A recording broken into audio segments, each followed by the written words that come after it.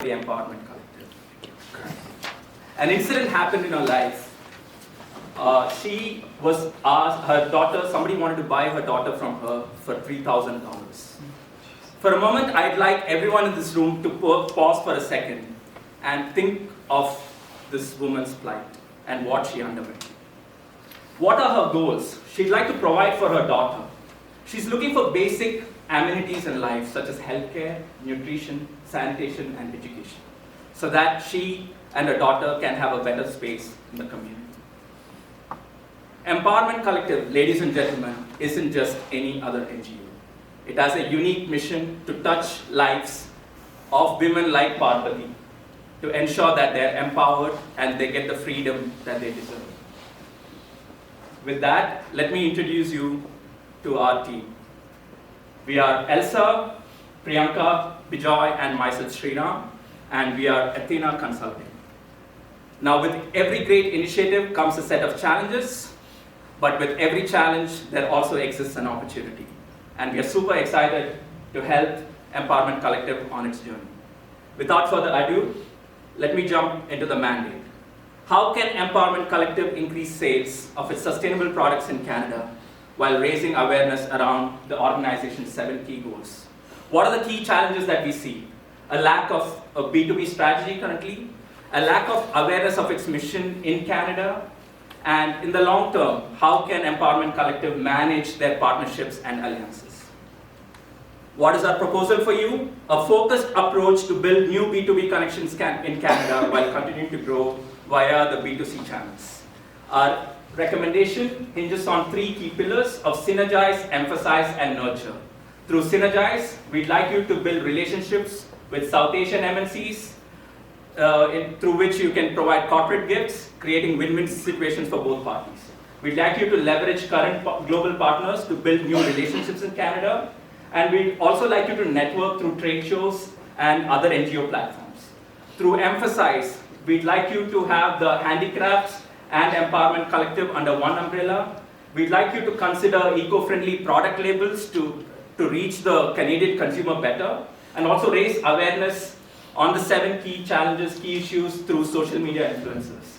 Through nurture, we'd like you to consider onboarding a Canadian board of director specifically for your operations in Canada, and also leverage Nasreen's position to manage these corporate relationships in the long term. With that, I turn it over to Priyanka to take you through the analysis. Thank you, Sriram. So we analyzed some prominent consumer trends in Canada, and we found that over 70% consumers, they align with company which works towards environmental issues. And over 60% consumers, they believe in sustainable lifestyle, and they're ready to pay a premium price for a sustainable product. So overall, it's a good opportunity for the corporates in Canada to have sustainable products as employee giveaways. And this is also a good opportunity for Empowerment Collective to really build that brand credibility through their ethically sourced and sustainable product offerings. Moving on.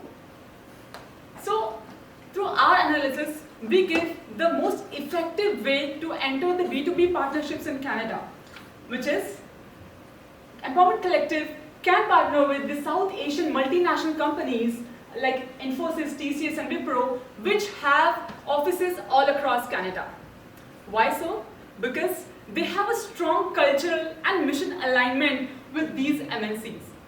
Whereas, if you compare the time and efforts needed to make partnerships with the other global MNCs such as Deloitte and PwC, they're going to have a longer lead time. So overall, we suggest that Empowerment Collective build a strong long-term relationship through the South Asian MNCs and then grow their network in Canada. So here are the CSR foundations of these MNCs that we listed: Tata Trust, Wipro Foundation, and Infosys Foundation. And it's very interesting to know that the initiatives and programs undertaken by these foundations align so well with the 7 key goals of Empowerment Collective. So here, this is very clear that there's a strong mission alignment of Empowerment Collective with these MNCs. Moving on. So here are some beautiful examples of how these foundations are working towards sustainability, women empowerment, and empowerment of the whole community. So we assure that through our proposal, Empowerment Collective is going to create a win-win situation for all its stakeholders, especially the women workforce, so they can have more women which are empowered and upskilled through their programs.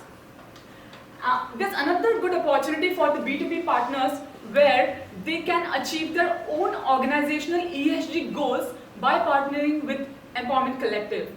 And overall, it will help build a community where individuals are more environmentally conscious, and also a community where marginal individuals are uplifted economically and socially.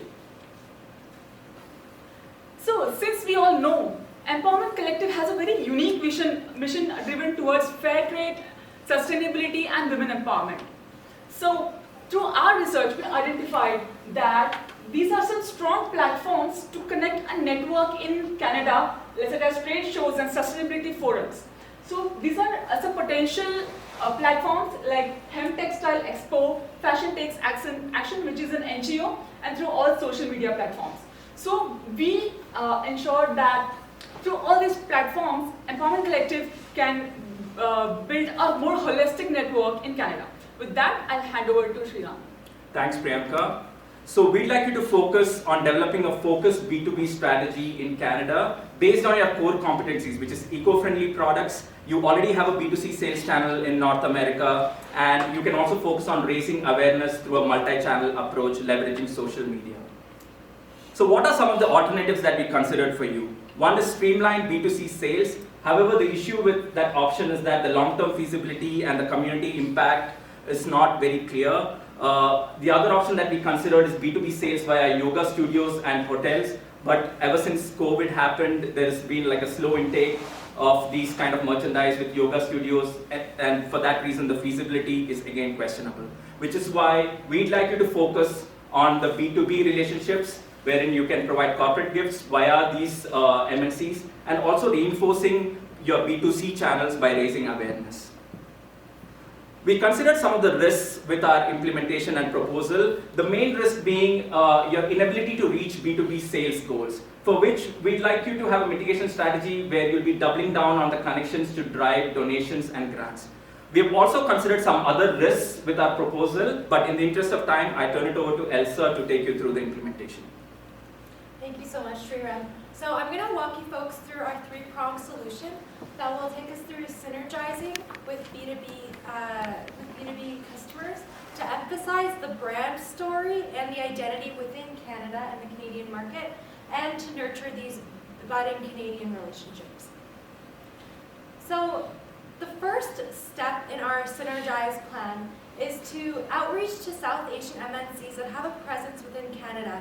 With this, we have the opportunity to pitch for our first B2B customers in the employee gifting sector.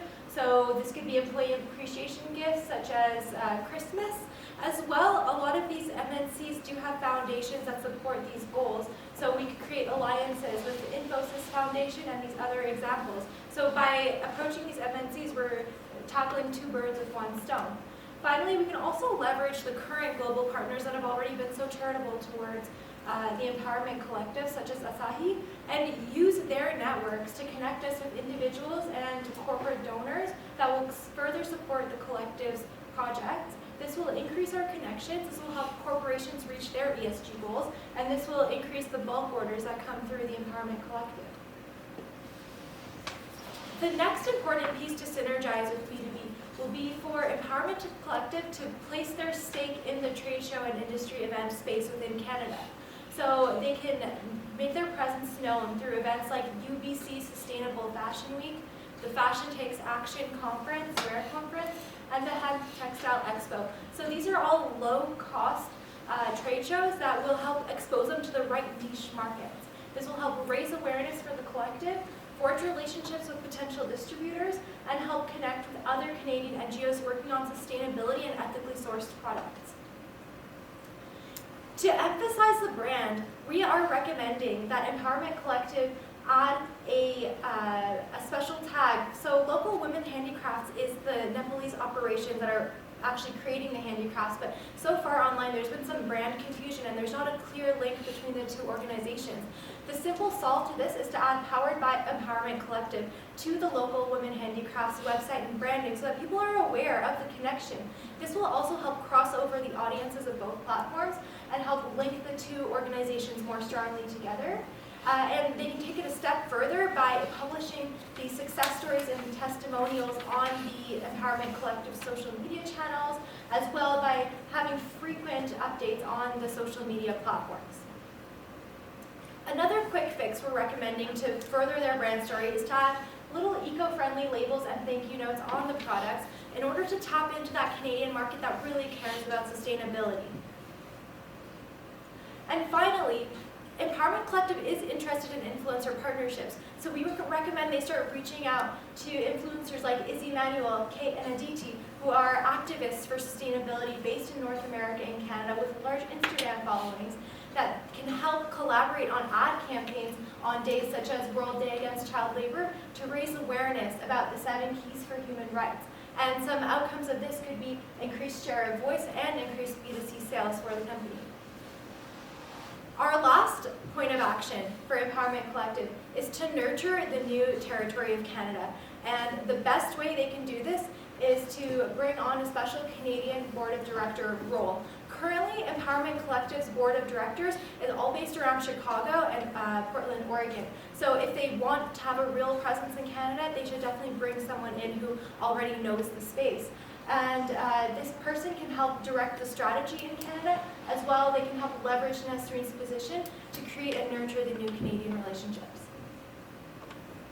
So this is our project timeline. Some highlights I'd like to point out is that if Empowerment Collective starts to implement some of these solutions, by this time next year, they could have their first employee gifting B2B relationship with one of the South Asian MNCs. They could also be attending their first trade show. And by the end of this year, they could have onboarded already their new Canadian board member. So with that, I will pass it over to Bijoy to go over the costing. Thank you, Elsa. So based off of their financial statement or last year's financial statement, we can see that Empowerment Collective has only $15,000 in operating revenue. So we wanted to minimize the cost where possible. And so as you can see, for Synergize, Emphasize, and Nurture, we've estimated a total cost of only $14,000, which can help kickstart the program. For forecasting the revenue, we made a few key assumptions. 35% of the production capacity will be used for sales in Canada, and there will be 40 influencer giveaways a year. As you can see, for 2023, it might start slowly, but for 2024 and 2025, it does pick up. So our estimate is by 2025, we can expect $105,000 in annual revenue from sales in Canada alone, and $26,000 by annual profits by sales in Canada alone.